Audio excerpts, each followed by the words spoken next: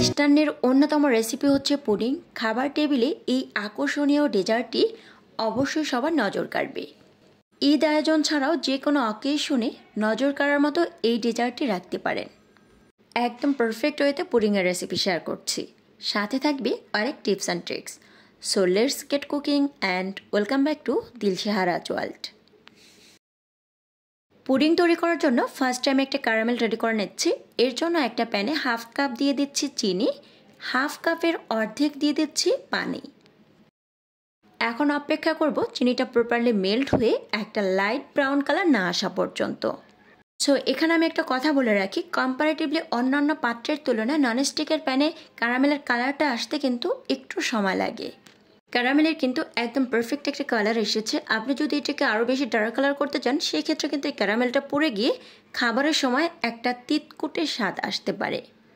পুডিংটা সেট করার জন্য আমি এরকম একটা কেক মোল্ড নিয়েছি। আপনার পছন্দ মতো যে কোনো ধরনের হিট প্রুফ বাটি হলেই কিন্তু পুডিংটা সেট করতে পারবেন।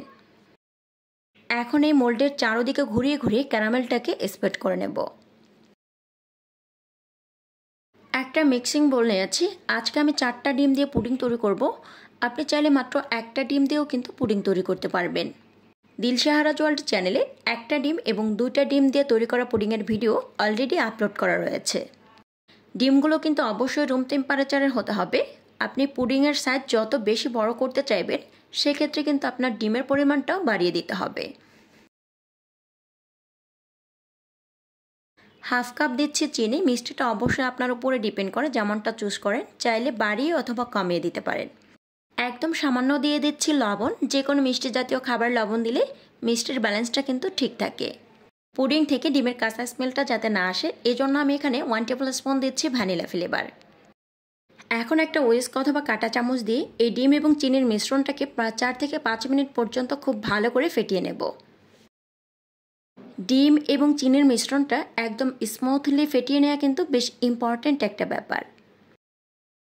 আমি 4টা ডিম ব্যবহার করেছি। আপনারা চাইলে এখান থেকে একটা ডিম বাদ দিয়ে দিতে পারেন। এছাড়া বাকি সব ইনগ্রেডিয়েন্টসগুলো ঠিক থাকলে কিন্তু একদম পারফেক্টলি পুডিং তৈরি করতে পারবেন।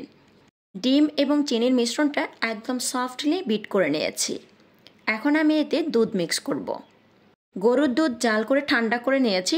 এখানে আমি 4টা ডিমের জন্য 1.5 কাপ দুধ ব্যবহার করছি। নর্মালি 2টা ডিমের জন্য 1 কাপ দুধের মেজারমেন্টটাই কিন্তু পারফেক্ট, আর 4টা ডিমের জন্য 2 কাপ দুধ। এখন ডিম এবং দুধের মিশ্রণটাকে খুব ভালো করে মিক্স করে নিচ্ছি। এটাকে কিন্তু খুব বেশি সময় ধরে ফেটাতে হবে না।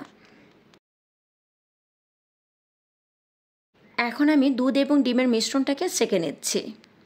দুধ এবং ডিমের মিশ্রণটা ছেঁকে নেওয়ার কারণে কিন্তু পুডিংয়ের ভেতরটা অনেক সফট হবে।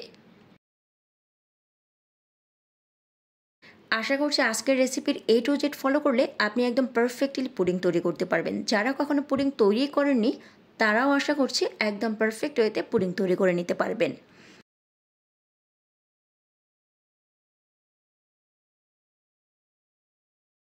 যে মোল্ডে ক্যারামেল সেট করেছিলাম সেই মোল্ডটাতে দুধ এবং ডিমের মিক্সচারটা ঢেলে নিচ্ছি। এটাকে এখন আর রেস্টে রাখা যাবে না, সরাসরি প্যানে দিয়ে দেব। একটা প্যানে আগে থেকে পানি ফুটতে দিয়েছিলাম। এই পানিতে একটা স্ট্যান্ড বসিয়ে দিয়ে তার উপরে আমি মোল্ডটা বসিয়ে দেব। পুডিং মোল্ডটাকে যে কোনো একটা ঢাকনা দিয়ে ঢেকে দিতে পারেন, অথবা যদি ঢাকনা না থাকে সেক্ষেত্রে আপনি ফয়েল পেপার মুড়িয়েও কিন্তু দিতে পারেন। এখন একটি ঢাকনা দিয়ে দেব, আর ঢাকনার গায়ে যে এক্সট্রা ছিদ্রটা ছিল এটাও কিন্তু একটা পেপারের সাহায্যে বন্ধ করে দেব। গ্যাসের ফ্লেমকে মিডিয়াম এবং লোয়ের মাঝামাঝি লেভেলে রেখে এই পুডিংটাকে কুক করে নেব প্রায় 35 থেকে 40 মিনিটের জন্য। 40 মিনিট পরে ঢাকনাটা তুলে পুডিংটা চেক করে নিচ্ছি। এই 40 মিনিটের মধ্যে আমি কিন্তু একবারও ঢাকনা তুলিনি। পুডিংটা প্রপারলি হয়েছে কিনা একটা টুথপিক দিয়ে চেক করে নিচ্ছি। টুথপিকটা একদম ক্লিন এসেছে, তার মানে পুডিংটা একদম পারফেক্টলি হয়ে গিয়েছে। আজকের পুডিংটা আমি গরম থাকা অবস্থাতেই মোল্ড আউট করে দেখাবো। সবচেয়ে বেশি ভালো হয় পুডিংটা 3 থেকে 4 ঘন্টার জন্য মোল্ড আউট করলে। আর তাছাড়া পুডিং ঠান্ডা ঠান্ডা সার্ভ করতে কিন্তু সবচেয়ে বেশি ভালো লাগে। অনেকেরই ধারণা গরম থাকা অবস্থাতে পুডিং মোল্ড আউট করা যায় না। আমার মোল্ডটা এতটাই গরম যে আমি মোল্ডের তলে কিন্তু হাত দিতে পারছিলাম না, তবুও মোল্ড আউট করে নিয়েছি। আজকের রেসিপি ফলো করে বাসায় পুডিং তৈরি করলে অবশ্যই কমেন্ট বক্সে জানাতে ভুলবেন না যে আপনাদের পুডিংয়ের টেক্সচারটা আসলে কেমন হয়েছে। আমার পুডিংটা কিন্তু একদম গরম, এটাকে কিন্তু আমি ঠান্ডা হওয়ার কোনো সুযোগই দিইনি। কেটেও দেখিয়ে দিচ্ছি।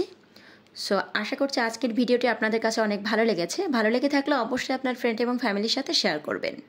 দিলশাহারাজ ওয়ার্ল্ড চ্যানেলে এরকম অনেক সহজ এবং সুস্বাদু রান্নার রেসিপি রয়েছে, চাইলে একবার দেখে নিতে পারেন। ভিডিওটি ভালো লাগলে অবশ্যই একটি লাইক করবেন এবং চ্যানেলটিতে সাবস্ক্রাইব করে পাশে থাকার আমন্ত্রণ করছি। আল্লাহ হাফেজ।